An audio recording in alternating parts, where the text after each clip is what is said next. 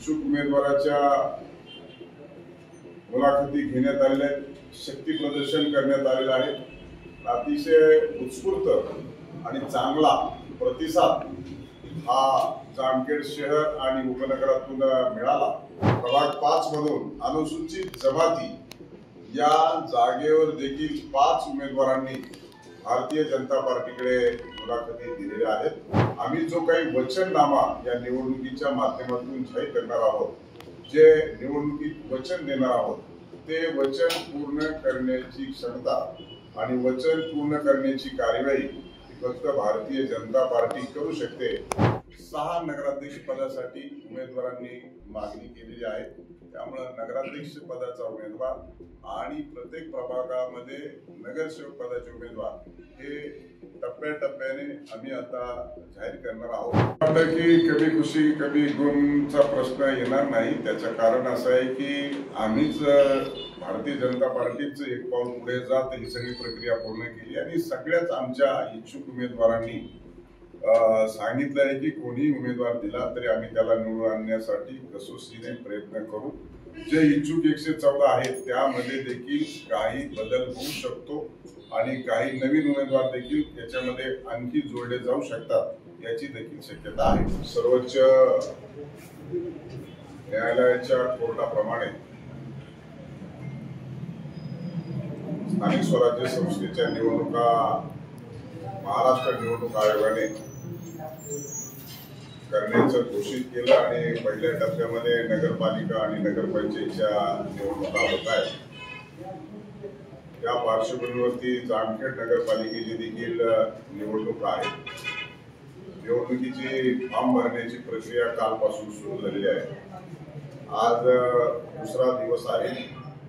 पूर्वी ग्रामपंचायतची नगरपालिका केल्याच्या नंतर 17 नगरसेवक होते, 21 नगरसेवक होते आणि 21 नगरसेवक हे प्रत्येक वार्डातून एक निवडून यायचा आणि त्यांच्यामधून नगराध्यक्ष आणि उपनगराध्यक्षाची निवड होत होती। परंतु आता शासनाने कायद्यात आणि नियमात बदल केला आणि आता थेट जनतेमधून नगराध्यक्ष निवडणूक करण्याची प्रक्रिया सुरू झाली आहे आणि त्यातच 3 नगरसेवक देखील वाढलेले आहेत। प्रभाग रचना आता या निवडणुकीमध्ये समोर आलेली आहे। 12 प्रभागामधून 24 नगरसेवक हे निवडून येणार आहेत, तर थेट जनतेतून नगराध्यक्ष निवडणूक लढवणार आहे। भारतीय जनता पार्टीच्या वतीनं सर्व पदाधिकारी आणि नेते यामध्ये कालपासून सहभागी झालेले आहेत। इच्छुक उमेदवाराच्या मुलाखती घेण्यात आलेल्या आहेत, शक्ती प्रदर्शन करण्यात आलेलं आहे। अतिशय उत्स्फूर्त आणि चांगला प्रतिसाद हा जामखेड शहर आणि उपनगरातून मिळाला आणि त्याने 12 प्रभागातून 114 उमेदवारांनी या मुलाखती दिलेल्या आहेत। आज मुलाखतीची प्रक्रिया संपलेली आहे। विशेष सांगायचं म्हणजे जे प्रभाग 4 मधून प्रभाग 5 मधून अनुसूचित जमाती या जागेवर देखील 5 उमेदवारांनी भारतीय जनता पार्टीकडे मुलाखती दिलेल्या आहेत। याचं सांगायचं तात्पर्य म्हणजे प्रत्येक जाग्यावरती जवळपास 6 उमेदवार हे 5 ते 6 उमेदवार प्रत्येक प्रभागातून आणि प्रत्येक नगरसेवक पदासाठी भारतीय जनता पार्टीकडे इच्छुक असल्याची नोंद करण्यात आलेली आहे। आणि हे सर्व करत असताना गेल्या काही दिवसामध्ये जो काही जामखेड शहरामध्ये नगरपालिकेच्या क्षेत्रात विकासाची कामं मोठ्या प्रमाणात केली, त्यामुळं या मुलाखतीच्या दरम्यान अनेक जणांच्या मुलाखती घेत असताना जनता ही अतिशय समाधानी आहे आणि त्यामुळं भविष्यात देखील आम्ही जो काही वचननामा या निवडणुकीच्या माध्यमातून जाहीर करणार आहोत, जे निवडणुकीत वचन देणार आहोत, ते वचन पूर्ण करण्याची क्षमता आणि वचन पूर्ण करण्याची कार्यवाही फक्त भारतीय जनता पार्टी करू शकते। राज्यात आणि देशात सत्तेत असलेली भारतीय जनता पार्टी आणि आम्ही या अगोदर केलेली कामं त्या बळावरती निश्चित स्वरूपामध्ये या नगरपालिका क्षेत्रातील जनता ही नागरिक भारतीय जनता पार्टीला आपलं बहुमत आणि पवित्र मत देऊन सेवा करण्याची संधी देतील. आणि म्हणून हे जे काही वचननामा आहे, आपण पाहिलं असेल की आपल्या नगर ते जामखेड ते श्रीगोंदा नावरा फाटा रस्ता असेल, त्याचबरोबर आता शहरातून जाणारा 135 कोटीचा रस्ता असेल, ह्या केंद्र सरकारच्या माध्यमातून हा आपण आणला आणि त्याच्या पूर्णत्वाकडे देखील घेऊन गेलो. त्याचबरोबर जामखेड शहराला पूर्ण दाबाने स्वच्छ आणि 24 तास पाणी मिळण्याच्या दृष्टिकोनातून उजनीवरून पाणी पुरवठा योजना प्रस्तावित केली. त्याला एकनाथजी शिंदे साहेब मुख्यमंत्री असताना, देवेंद्रजी फडणवीस साहेब उपमुख्यमंत्री असताना त्याला आपण मान्यता मिळवली आणि प्रत्यक्षात कामाला सुरुवात देखील केली. ड्रेनेजचं काम देखील त्याच्यामध्ये प्रस्तावित आहे. हे काम पूर्ण होताच एक मोठा प्रोजेक्ट रस्ते वाडी वस्तीवरती आणि संपूर्ण शहरामध्ये करण्याच्या दृष्टिकोनातून कॉन्क्रीट रस्त्याचं देखील आपण प्रावधान करणार आहोत. तो देखील प्रोजेक्ट राज्य शासनाच्या आणि केंद्र सरकारच्या माध्यमातून परिपूर्ण करणार आहोत. त्याचबरोबर डीपी प्लॅन मध्ये मोठ्या प्रमाणामध्ये घोटाळा झाला होता. मोठ्या प्रमाणामध्ये 650 पेक्षा जास्त तक्रारी लोकांनी सादर केल्या होत्या, परंतु ते डोळेझाक करत त्या तक्रारीची बेदखल करत कारवाई केली नव्हती. परंतु महायुतीचं सरकार येताच त्या डेव्हलपमेंट प्लॅन कृती संघर्ष समितीच्या माध्यमातून ज्या तक्रारी माझ्यापर्यंत आल्या आणि मी त्या माननीय नगरविकास मंत्र्यांच्या समोर आणि नगर विकास सचिवांच्या समोर मांडल्या, त्याला तात्काळ स्टे घेतला आणि त्यानंतर पुन्हा एकदा डेव्हलपमेंट प्लॅन करायचं देखील ठरवलं. गेल्या 25-30 वर्षापूर्वी जो रिंग रोड होता तो बिलकुल एकदम जवळून होता आणि त्या रिंग रोडवरती सगळे घरं आणि वास्तू उभ्या होत्या. अशा परिस्थितीमध्ये तोच रिंग रोड अस्तित्वात येणं डेव्हलपमेंट प्लॅन मध्ये ते ना जनतेच्या ना ट्रान्सपोर्टच्या दृष्टिकोनातून सोयीस्कर नव्हतं आणि म्हणून अद्यावत डेव्हलपमेंट प्लॅन देखील आणलेला आहे.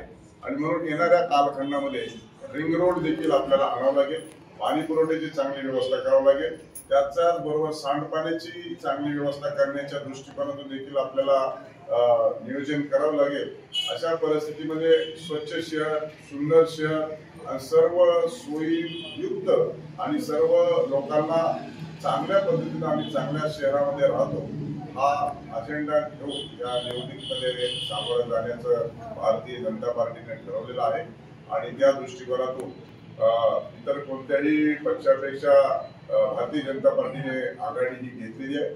भविष्यात आज देखील राज्यामध्ये सर्व अहवाल आमचा गेलेला आहे. सर्वेचे रिपोर्ट पाहता आणि स्थानिक लोकांची चर्चा केल्याच्या नंतर त्या रिपोर्ट आणि सर्वेच्या नुसार लवकरच उमेदवाराची देखील अंतिम निवड केली जाईल आणि निवडणुकीला सामोरं आम्ही जाणार आहोत. नगरपालिकेच्या निवडणुकीमध्ये माझ्याकडून चूक झाली आणि जनतेच्या मनातील उमेदवार देण्यासाठी आम्ही कमी पडलो. सत्ता असून देखील आम्हाला विरोधात बसावं लागलं. तथापि मी या तालुक्याचा आणि या शहराचा मी आमदार आणि मंत्री आणि पालकमंत्री असताना हे शहर वंचित ठेवता कामा नये आणि म्हणून मी माझ्या विरोधात नगरसेवक जरी निवडून आले तरी त्यांना बरोबर घेतलं आणि आपण संपूर्ण शहरामध्ये विकासाच्या कामासंदर्भामध्ये मोठ्या प्रमाणात निधी उपलब्ध करून दिला. त्यामुळं आता माझ्या राईट असो, लेफ्ट असो, मागे असो, जवळचा असो, नातेवाईक असो, कोणी कोणाची शिफारस आणली तरी त्याचा या निवडणुकीत काही उपयोग होणार नाही. जो जनतेच्या मनात आहे, जो जनतेच्या ध्यानात आहे आणि जो निवडून येईल आणि निवडून आल्यानंतर देखील जनतेची सकारात्मक कामं करेल अशाच व्यक्तीला या निवडणुकीमध्ये तिकीट दिलं. प्रश्न निवडून येण्याचा आहे. त्याच्यामुळं निवडणुकीत आणि लोकशाहीमध्ये जुन्या आणि नवं असं पाहता येणार नाही. शेवटी निवडून येणं ही क्रायटेरिया महत्वाची आहे. जुना जरी व्यक्ती असेल आणि तो निवडून येणार असेल तर त्यालाही तिकीट दिलं जाईल. त्याला कोणत्याही मेरिटवरती डावलला जाणार नाही. किंवा जुना जरी असेल तर तो पक्षाचं हित पाहणार असतो. त्यामुळे त्याची इथे व्यवस्था नाही झाली तर आणखी कुठल्या चांगल्या ठिकाणी व्यवस्था करता येते. आणि म्हणून या नगरपालिकेमध्ये सत्ताधारी पक्षाची सत्ता असतं ही जनतेची मागणी पूर्ण करण्यासाठी आपल्याला हे करावं लागेल. त्यानंतर छाननी आणि विड्रॉ होईल आणि त्याच्यानंतर प्रचाराची यंत्रणा 12 प्रभागामध्ये अतिशय सक्षमपणे आणि चांगल्या पद्धतीनं आम्ही ही प्रचार यंत्रणा करणार आहोत. कारण जामखेड शहर आणि उपनगर या जनतेचा आणि नागरिकांचा भारतीय जनता पार्टीवरती प्रचंड विश्वास आहे. आम्ही पूर्वी कामं केली आहेत आणि याच्या पुढं कामं करण्याची खात्री ही भारतीय जनता पार्टीकडून असल्यामुळं विश्वासात भारतीय जनता पार्टी उतरेल असा माझा विश्वास आहे. पक्षाच्या आदेशानुसार संचलन समिती निर्माण केलेली आहे. त्याच्यामुळं आमची निवडणूक संचलन समिती त्याचं संपूर्ण काम पाहते.